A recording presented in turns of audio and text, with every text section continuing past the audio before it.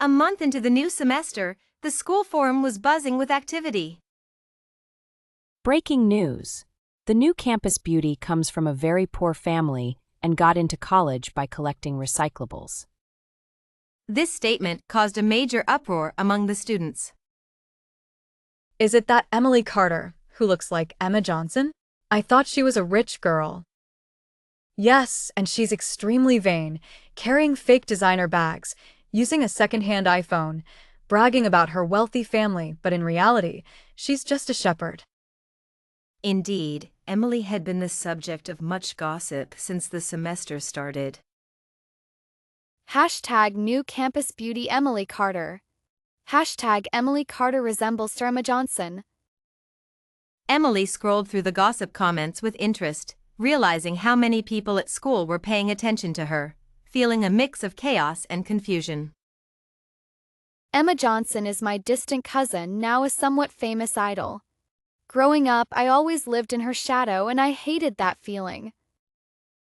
How do you prove it? This was a comment from a user with a gray avatar, gender male sign, named Ultraman. Don't slander others without evidence.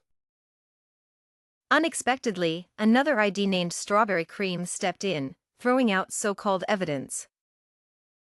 I can prove it. I saw the admission files in the school archive, and Emily Carter's mother is actually a deaf mute who collects recyclables. A slew of nasty comments followed. I can't believe she's been lying to us. What a hypocrite. Emily paid no attention to them. Such comments were all too common. They really don't know anything about me. My family owns vast grasslands and runs a livestock company worth 2 billion yuan. However, my mother always told me we were just shepherds, claiming we barely had enough to eat and sent me to a boarding school with great difficulty.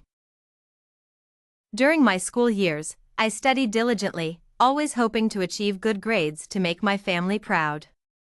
I wore and used cheap items from street vendors, cherishing my old, slow phone.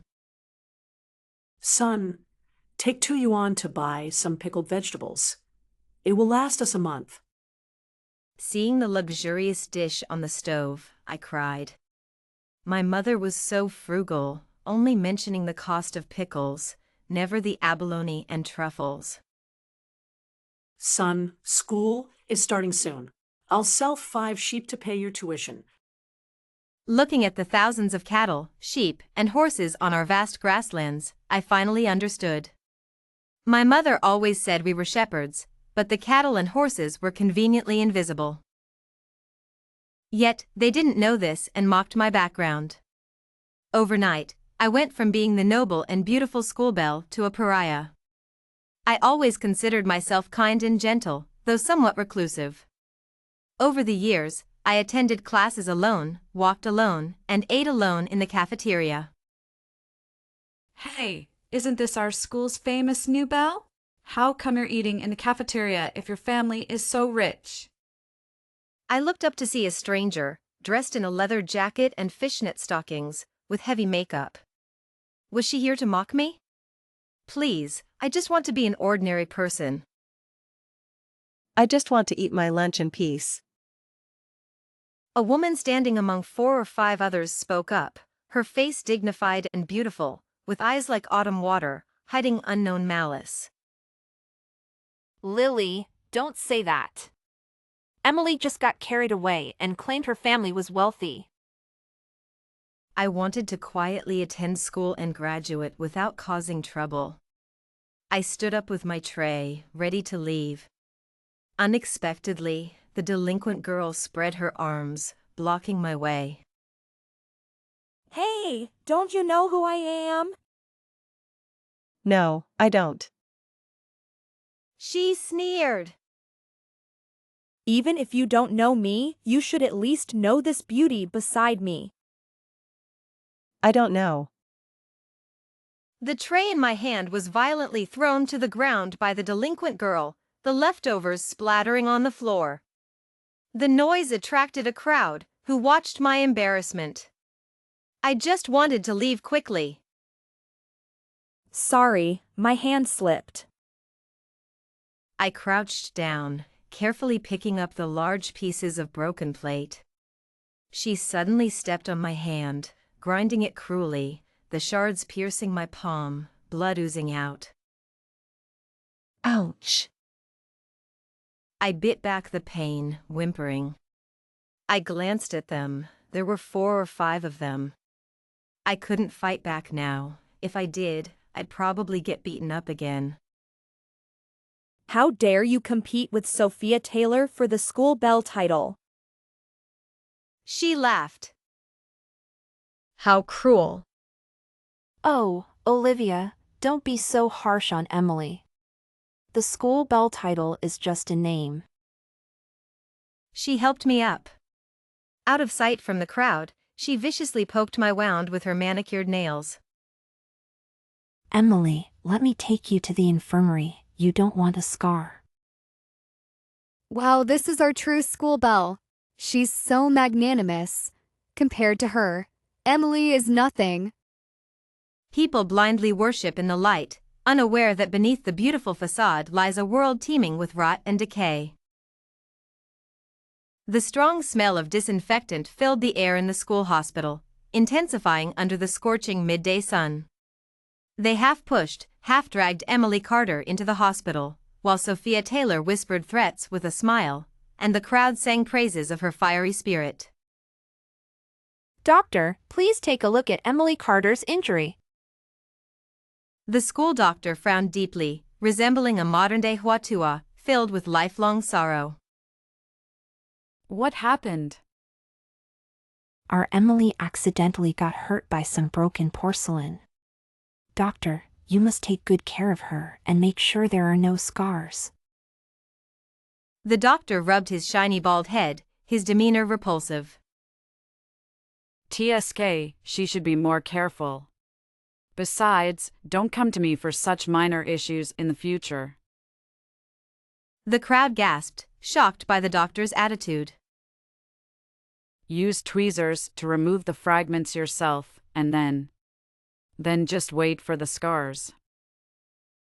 I turned my head to see a young man in a white coat, his steps steady, the dappled sunlight from the window casting shadows on his chiseled face.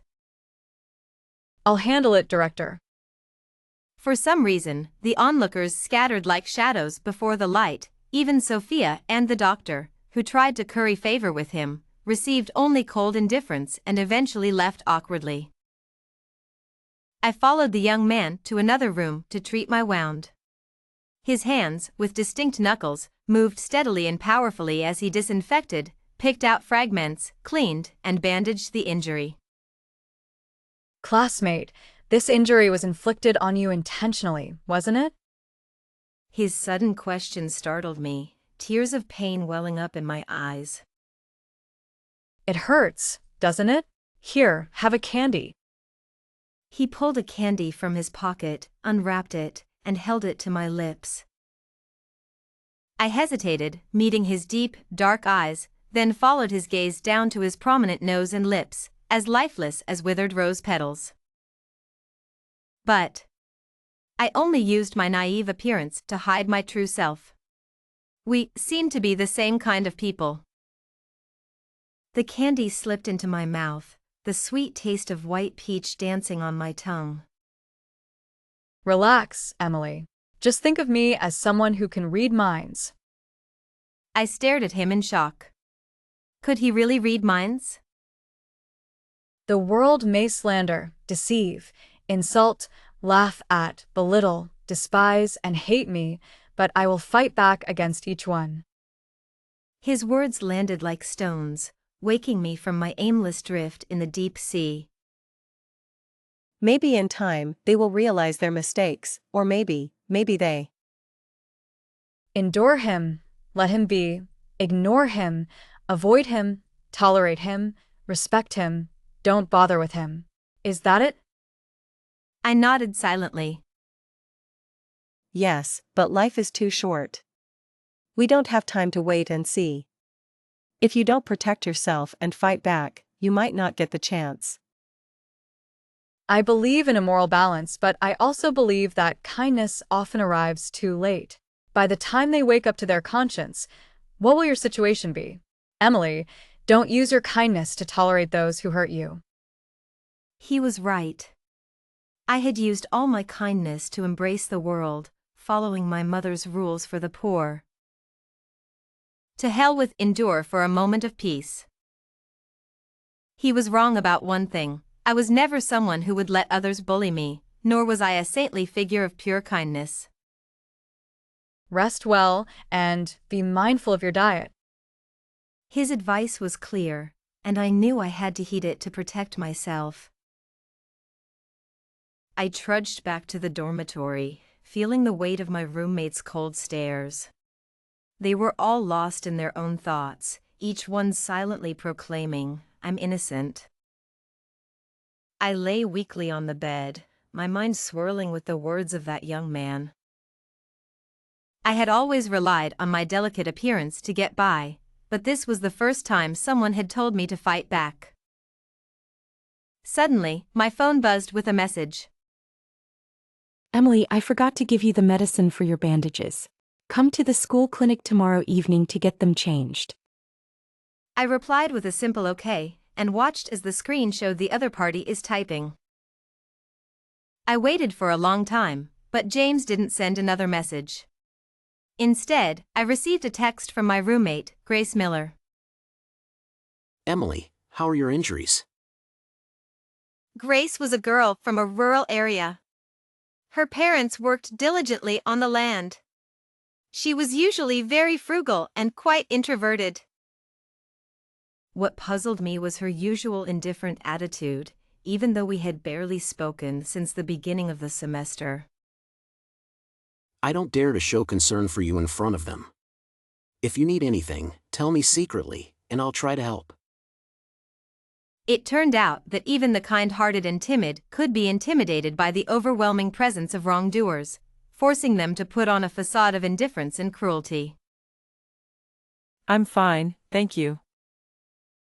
She quickly sent a pat-pat emoji, and I found a similar one to send back. The online abuse continued, with people venting their dissatisfaction and frustration at me as if I had wronged them personally, regardless of whether they were strangers or acquaintances. Of course, I'm not a masochist. I just didn't dare to fight back directly and wouldn't respond with violence. I grew up at my aunt's house because my mother worked far away and our living conditions were very tough. My mother chose to leave me with my aunt, sending money every month to ensure I was taken care of. Emily recalls the early days with her aunt and cousins vividly. My aunt had two much older sons who, from as early as I can remember, would take my snacks and toys. Initially, I would refuse and cry loudly, but they would hit me and threaten to withhold food if I didn't comply. Emily's attempts to resist were met with harsher consequences. I tried to fight back, but it only resulted in more severe beatings and verbal abuse. I thought my aunt would discipline her sons, but she simply ignored their behavior. Not only did she turn a blind eye, but she also demanded more money from my mother. Over time, Emily learned to adapt. Eventually, I became smarter. I would obediently give them whatever they wanted. It wasn't until I grew older that I realized my aunt's reason for asking for more money was that I was supposedly always fighting, causing her sons to suffer injuries that required medical attention. Emily found it bitterly ironic that she, a victim of bullying, was painted as the bully.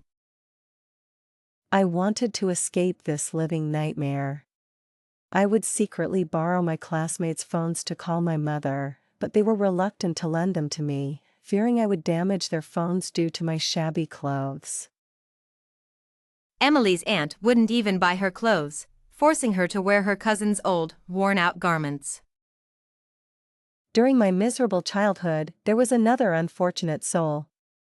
Michael Smith was short and chubby, too young to know how to resist. We often comforted each other, dreaming of growing up quickly and gaining the strength to defeat the evil forces as superheroes Emily Carter and Ultraman Michael. These days dragged on for 3 years. Throughout this time, Emily's aunt wouldn't let her speak to her mother, and her mother, though worried and puzzled, couldn't return home due to her work commitments. I remember it clearly. It was an ordinary, numb evening when my mother suddenly came back. She saw the pitiful green vegetable leaves in my bowl and burst into tears. My mother insisted on taking me away.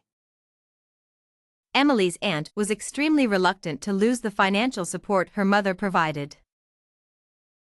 The whole family tried to hold me back, but my mother threw down a wad of cash and finally took me away. Later, Emily's cousins were arrested for bullying at school. Yes, it was me who reported them. The evidence I painstakingly gathered became the key to their conviction. It was the best gift my cousins ever gave me. Emily Carter is someone who always seeks justice, both in the past and now. I spent money to investigate the IP addresses of Dreamlike and Strawberry Filling. One was traced to the Sunshine community where Sophia Taylor lives, and the other to the school dormitory. On the forum, I found many heavily edited photos of Sophia Taylor, and noticed that the designer clothes she wore were all knockoffs. Before the semester started, someone anonymously exposed Sophia Taylor's inappropriate associations with people outside of school. However, because Sophia meticulously maintained her image as the eldest daughter of the Taylor family, almost no one at school believed it. They said the Taylor Group donated $5 million to the school because the eldest daughter was studying there. So, they believed Sophia Taylor was the genuine school beauty and could never be involved in anything improper. Indeed, Sophia Taylor won scholarships every year and was admired for her high GPA and intelligence. But, was she really the eldest daughter of the Taylor family? During the summer break, I attended the Taylor Group's summer banquet with my mom and witnessed Mrs. Taylor's elegance firsthand. If my mom hadn't told me, I would never have known that the eldest daughter of the Taylor family was nearly 50 years old, and Mrs. Taylor was planning to gradually hand over the business to her son. Undoubtedly, Sophia Taylor was an impostor. She used the Taylor Group's name to gain attention and satisfy her vanity. The next day, I saw Sophia Taylor at the entrance of the school clinic. She seemed to be in a hurry, her white dress wrinkled, and her usually well-groomed hair disheveled, looking as if she had been through a lot. Well, if it isn't Emily Carter. Look at you, carrying a fake double C bag. Maybe you should go back home and tend to the sheep. I'm wearing a custom-made brand. She tried to snatch my bag from my shoulder, but I held onto it tightly, and she didn't succeed.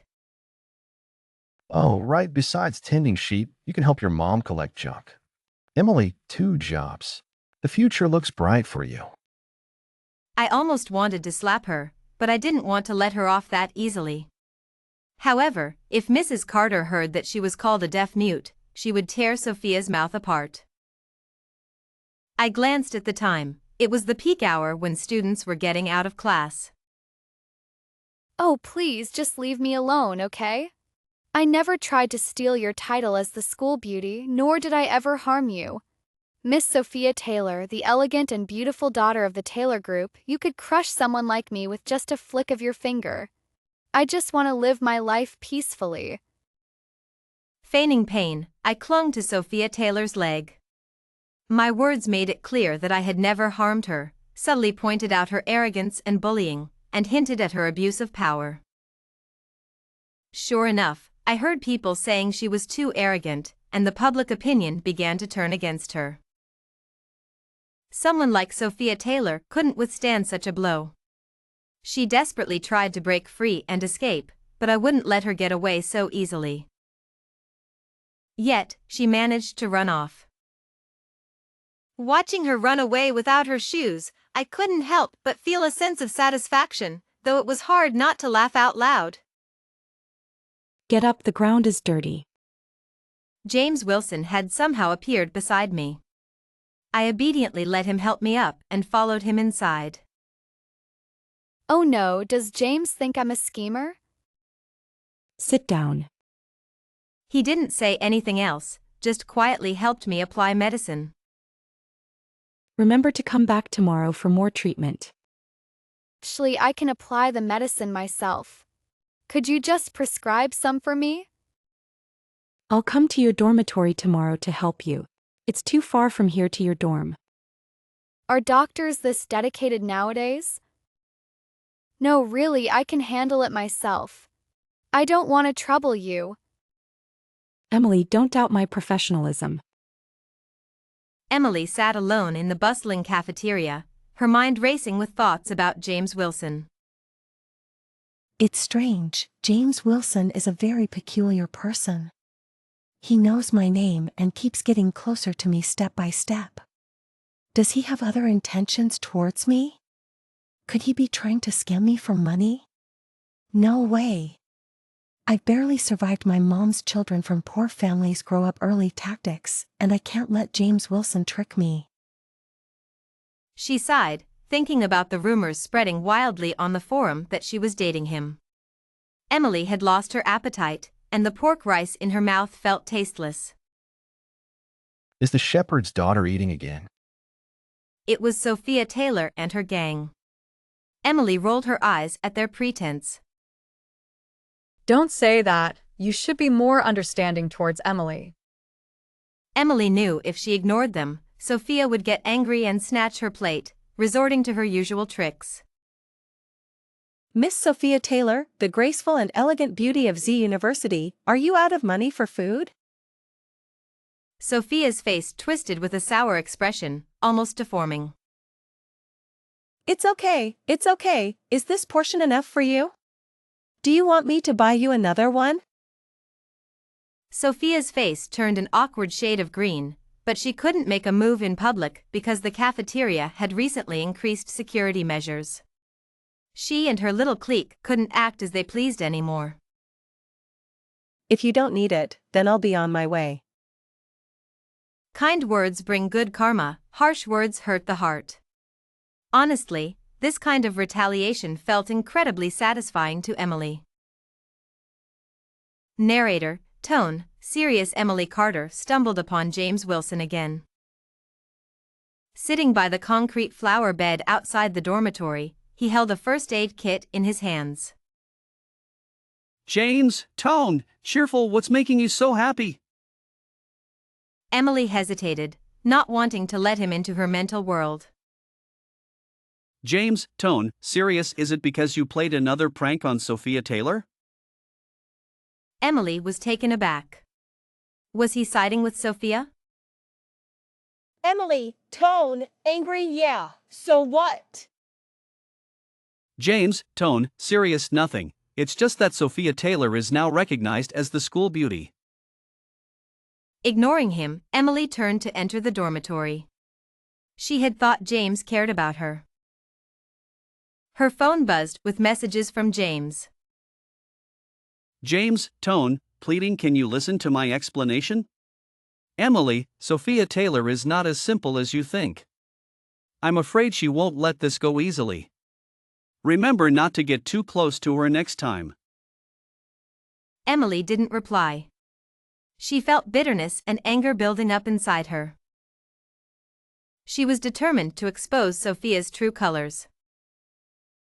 Emily, tone, serious, to herself one day, James Wilson will see the real Sophia Taylor. Meanwhile, Emily became the center of campus gossip. Accusations flew around, Emily Carter stealing jewelry, undergoing plastic surgery, and loving money excessively.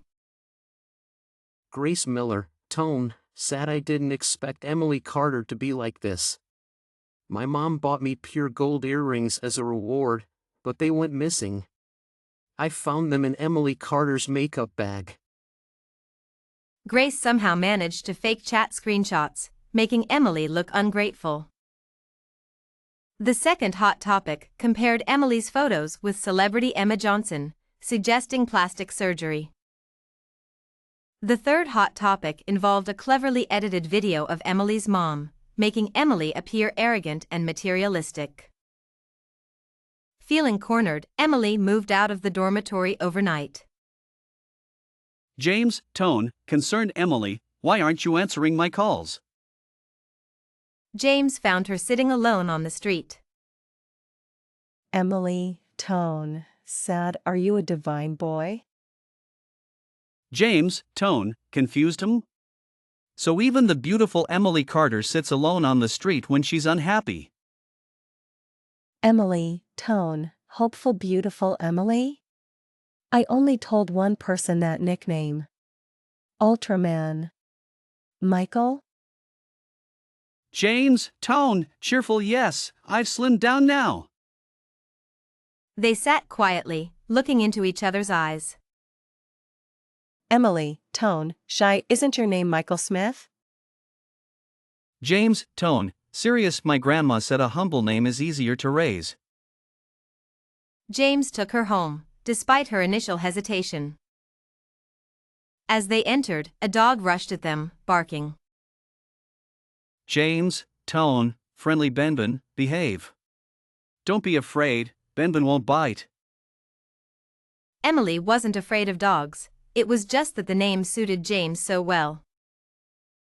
Emily, tone, curious, oh, where do I stay? James, tone, serious, the master bedroom. Emily, tone, shocked, what about you? James, tone, serious, the adjacent bedroom. Don't overthink it. Get some rest. I'll handle the forum issues tonight. James spent the night bombarding the school forum, exposing Sophia Taylor's bullying and scandals. The next morning, Emily received an apology message from Grace. Grace, tone, said Emily, I'm sorry. I was threatened by Sophia Taylor to frame you. I've explained everything on the forum. I hope you can forgive me. Emily forgave her, feeling compassion for the weak and helpless. James knocked on her door, waking her up. James, tone, cheerful, the sun is shining on beautiful Emily Carter. Aren't you getting up? Emily opened the door, tears welling up in her eyes. She hugged him tightly. James, tone, comforting beautiful Emily, you don't need to say anything. The breeze and I will always come to you, embrace you, and warm you. Emily shared her painful past with James, who listened and comforted her. James, tone, serious, our Emily has bravely and resolutely made it to now, coming to my side to become my love. They hugged for a long time, finding solace in each other's presence. Despite their challenges, they found happiness together. James, tone, serious Emily, thanks to the guidance of light, I met someone who will warm my life forever. Years later, they decided to have a child, overcoming their fears and embracing their future together.